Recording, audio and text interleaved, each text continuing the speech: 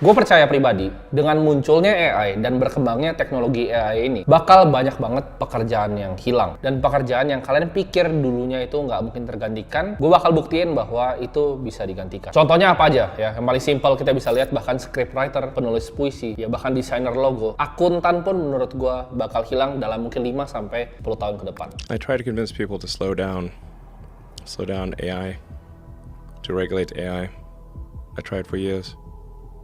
Gue sempet bikin thread di Twitter terhadap investasi di cryptocurrency. Jadi kalian bisa lihat di sini nih. Ini gue bikin threadnya lumayan panjang. Dan abis itu thread ini gue share di Instagram story gue. Lalu responnya banyak banget yang DM gue bahwa gila, Twitter lu bermanfaat banget. Itu isinya bagus banget dan super informatif. Tapi kalian tahu nggak? Itu bukan gue yang nulis. Jadi Twitternya itu bukan gue yang nulis, tapi itu AI atau chatbotnya OpenAI, yaitu ChatGPT. ChatGPT ini adalah sebuah chatbot yang di-develop sama OpenAI. Dia nge-reach 1 juta user dalam waktu 5 hari. Lebih cepat dibanding Instagram, Facebook, Pinterest, dan Netflix digabungin. Cepat banget dia untuk reach 1 juta user pertamanya. Nah, gue percaya ya dalam 5-10 tahun ke depan, proxy investasi yang terbaik itu justru ada di bidang artificial intelligence. Nah, kita lihat, kan tahun 2020-2021 itu ada tren namanya DeFi atau Decentralized Finance. Ini adalah yang bikin bank itu jadi nggak berguna, semuanya peer-to-peer antara user ke user. Bunganya bisa lebih tinggi, fee-nya bisa lebih rendah. Intinya, hal ini nggak disrupsi traditional finance. Nah, kita lihat juga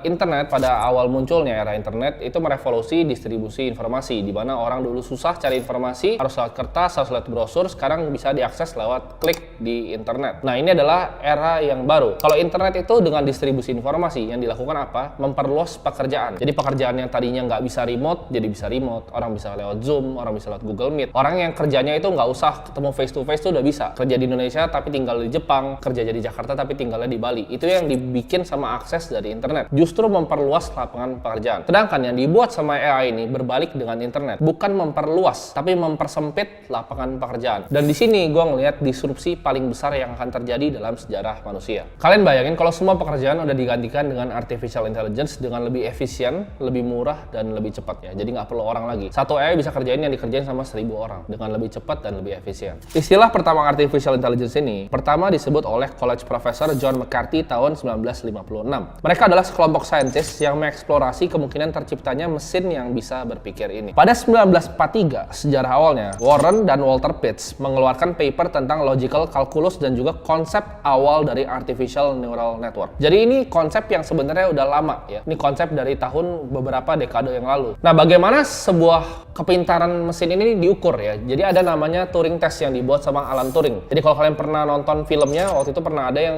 cara dia pecahin kode untuk bikin komputer pertama, imitation game namanya. Alan Turing ini yang menciptakan Turing test. Jadi maksudnya apa? Kalau misalnya kita berinteraksi sama mesin, kita ngomong sama mesin, tapi kita nggak tahu yang kita ngomong itu mesin, itu artinya udah lolos Turing test. Berarti dia udah punya pemikiran sendiri, yaitu udah sentient being, yaitu artificial intelligence. Pada tahun 1969 diciptakan chatbot pertama namanya Eliza. Jadi sebenarnya chatbot itu bukanlah hal yang baru, tapi udah ada dari tahun 1969. Nah, pada 1997, Deep Blue Chess AI-nya IBM itu ngalahin juara dunia catur, yaitu Garry Kasparov. Jadi, progresnya cepat banget. Dari tahun 1943 pertama konsepnya muncul, sampai 1997, IBM udah bisa keluarin komputer yang ngalahin Garry Kasparov. Menurut gue pribadi, chatbotnya ChatGPT ini bisa ngalahin search engine-nya Google ke depannya. Jadi, orang udah nggak ada yang pakai search lagi, tapi semua cuma tanya sama AI. Jadi kalian mau tanya apapun itu bisa dijawab sama dia. Ini sebenarnya bagaikan Pandora Box yang baru aja dibuka ke publik. Sebenarnya teknologi ini udah ada ya dari zaman-zaman dulu, dari mungkin 4-5 tahun belakangan, tapi ini pertama kali dibawa ke publik dan bisa diakses sama publik. Publik bisa ngerasain gimana caranya memanfaatkan artificial intelligence untuk pertama kali. Kalau bedanya apa antara search engine dan ChatGPT ini? Kalau misalnya search engine itu kalian cari misalnya gimana caranya masak ya, dia kan keluarin link doang. Sedangkan di ChatGPT ini kalian bisa tanya semuanya ya, kalian benar-benar bisa tanya semuanya. Dia bisa jelasin konsep ya, konsep-konsep yang kalian nggak bisa cari di Google. Kalian bisa suruh dia untuk nulis puisi, bahkan nulis buku. Kalian bisa suruh dia untuk coding, bahkan bikin thread Twitter yang kayak gue tunjukin tadi. Itu benar-benar fully generated by ChatGPT seperti kalian lihat di sini.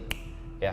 Jadi itu bukan gue yang tulis, tapi ditulis sama robot. Tapi kalian sendiri bahkan nggak bisa bedain, kalian kira gue yang tulis, padahal bukan. Limitasinya adalah seberapa pintar kita bisa nanya dia. Gue bahkan coba untuk bikin portofolio kripto. Gue nggak bikin, tapi gue tanya dia gimana cara bikinnya, risk adjusted return yang baik dari beberapa koin, kayak misalnya Bitcoin, Ethereum, ya, Polygon, dan juga ApeCoin. Gue tanya dia, dan dia jawab seperti ini. Ya. Jadi dia bahkan bisa bikinin portofolio kripto gue tanpa gue harus mikir. Dan ini banyak banget yang mau explore ngelakuin hal-hal ada yang suruh nulis buku. Kalian bisa tulis style script. Nah, kalian bayangin ini baru chat doang. Gimana nantinya perkembangannya kalau misalnya lebih maju lagi. Jadi teknologi itu berkembang sangat pesat karena namanya Moore's Law, di mana ini adalah hukum dalam industri mikroprosesor yang menjelaskan tingkat pertumbuhan eksponensial kecepatan mikroprosesor. Maksudnya apa? Kita lihat misalnya HP ya. Kita lihat HP satu dekade lalu, mungkin baru keluar ya, BlackBerry ya kan. Sebelumnya bahkan Nokia yang kita cuma bisa main ular. Sekarang kita bisa main Mobile Legends di iPhone. Gak terlalu jauh, tahun 2013-2014 itu baru keluar iPhone berapa? Ya, sekarang udah iPhone misalnya 13, 14, ntar 15, 16, 17. Kalian bisa bayangin gak sih, seberapa jauh dalam satu dekade itu transformasi teknologi. Nah menurut gua, AI sekarang itu masih kayak Nokia zaman dulu. Jadi mungkin aplikasinya belum banyak dan belum banyak yang ngerti cara pakainya. Tapi nanti 10 tahun lagi, misalnya ChatGPT ini udah versi yang ke-100, itu pasti udah sampai titik di mana itu super intelligence. Jadi pintar banget. Kalian bisa tanya apapun. Bahkan kalian mungkin bisa tanya gimana caranya bikin bisnis ya. Dia langsung jabarin semua. Kalian tuh bahkan bisa bikin landing page ya. Kalian bikin copywriting. Semua bisa pakai AI ini. Menurut gua ya, kalau sekarang kita punya limitasi ya. Limitasi untuk berinteraksi dengan AI ini. Dengan apa? Dengan kecepatan kita mengetik dan kecepatan kita mungkin berbicara. Kalau dia punya speech recognition. Tapi kedepannya yang gua lihat adalah gimana caranya langsung disambungin sama otak kita. Yaitu yang sedang dikerjakan oleh Elon Musk ya di Neuralink ya. Jadi gimana caranya nge-bridge. Karena kalau kita cuma ngomong atau kita cuma ngetik, itu bagaikan sedotan yang kecil. Sedangkan kalau kita bisa tuangin isi pikiran kita, itu kayak highway informasi. Nah, itu yang sedang diciptakan oleh Neuralink. Menurut gua sekarang, edukasi tradisional ya, sekolah, kuliah itu udah rusak semuanya. Ya, menurut gua itu udah nggak berguna sama sekali. Di titik di mana ChatGPT ini keluar, sekolah itu udah nggak ada gunanya lagi. Kenapa sebenarnya? Karena sekolah itu justru ngetes kita untuk menghafal, bukan critical thinking. Jadi sekolah di Indonesia itu nggak ngajarin kita tentang mikir secara kritis, tapi disuruhnya ngafal. Jadi ini sejarahnya kenapa dan lain-lain. Itu kalian tinggal tanya semuanya. Jadi ChatGPT ini dipakai sama semua anak-anak di dunia untuk nyontek. Lu mau isiin data, Excel, Sheets, lu mau isi esai, suruh tulis apapun dia bisa tulis. Jadi sekarang udah nggak ada gunanya. PR kalian tinggal pakai ChatGPT pasti langsung beres. Cobain aja sendiri. Kalian disuruh tulis misalnya esai tentang ini, kalian suruh dia tulis esainya, langsung jadi kalian copy paste langsung kasih ke guru kalian. Jadi ini ngerusak sistem edukasi tradisional menurut gua. Nah menurut gua ya,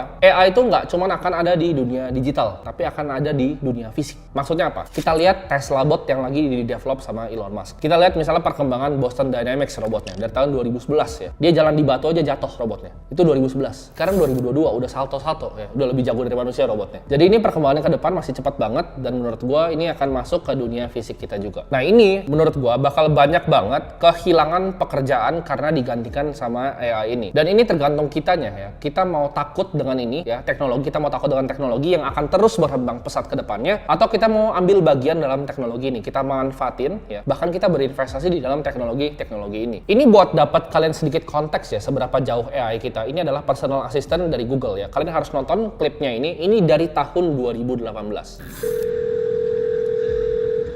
So how can I help you? Hi, I'm calling to book a women's haircut for a client. I'm looking for something on May 3rd. Sure, give me 1 second. Sure, what time are you looking for?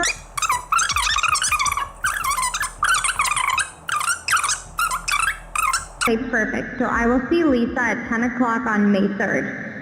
Okay, great. Thanks. Great. Have a great day. Bye. Nah, kalian bayangin nggak sih? Itu orang bahkan nggak bisa bedain antara itu orang atau robot lagi ya. Jadi dia bisa jadi personal assistant, bisa booking waktu segala macam. Jadi PA itu bisa digantikan semua sama artificial intelligence. Tapi kalian coba pikir, use case-nya dari ini apa? Kalian bayangin nggak sih kalau misalnya dia sales call gitu, dia jadi sales, misalnya Hyundai pakai dia untuk jual mobil, sales Hyundai, dia bisa telepon orang dan dia punya data udah kayak main catur gitu lawan Garry Kasparov. Dia udah tahu orang tuh bakal beli kalau ngomong ini, bakal nggak suka kalau ngomong ini, dan dia udah latihan terus sama dirinya sendiri ratusan juta kali diputer-puter. Dia bakal jadi sales terbaik yang ada di dunia, tapi bisa jalan 24 jam dan nggak usah ada orang lagi. Jadi nggak usah ada sales lagi 20 orang di telepon, nggak perlu, cuma satu aja dia bisa telepon semua orang, ngomong sama semua orang. Atau bahkan misalnya investasi ya, trader aja bisa hilang gitu. Bayangin AI ini udah jadi trader, dia bisa backtest semua strateginya ratusan juta kali ya. Udah cari semua probabilitas untuk trade yang paling baik. Bisa hilang juga trader bahkan di dunia finansial. Mungkin ujung-ujungnya semua akan market jadi efisien karena semuanya dikontrol sama AI dan akhirnya hipotesa Eugene Fama akan efisien market hipotesis itu jadi kenyataan. Nah, kalian mungkin tanya ya, urutan pekerjaan yang bakal dibantai sama AI itu apa aja? Ini pandangan gue pribadi. Pertama yang fisik ya, yang pakai fisik. Kalian misalnya jahit-jahit baju itu udah pasti hilang lah. Mungkin 10 tahun udah nggak ada lagi. Itu yang pertama. Yang kedua itu yang low skill level. Low skill level itu apa maksudnya? Akuntan. Kalian pikir, oh tapi akuntan nggak bisa pakai robot. Ini yang gue ngomongin tuh AI, bukan robot ya. Robot itu adalah kalian tanya udah ada specific set of answer dari jawaban robotnya. AI ini enggak. AI itu bisa mikir sendiri ya. Jadi akuntan tuh pasti akan gampang banget digantiin sama AI. Itu akuntan. Itu low skill level. Nah, high skill level itu mungkin bisa digantiin juga. High skill level maksudnya apa? Kalau low kan akuntan. High skill level tuh misalnya bisa jadi